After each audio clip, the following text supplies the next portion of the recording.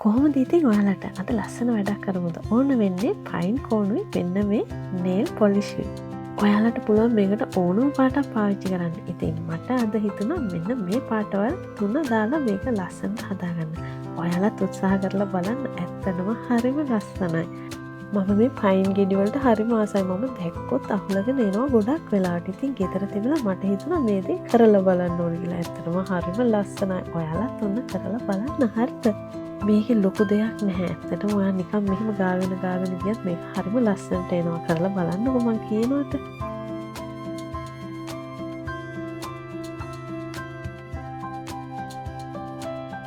ඔයා මාව තාම සබස්ක්‍රයිබ් කරලා නැත්නම් මේ දැම්ම සබස්ක්‍රයිබ් කරලා තියාගන්න. හරිද?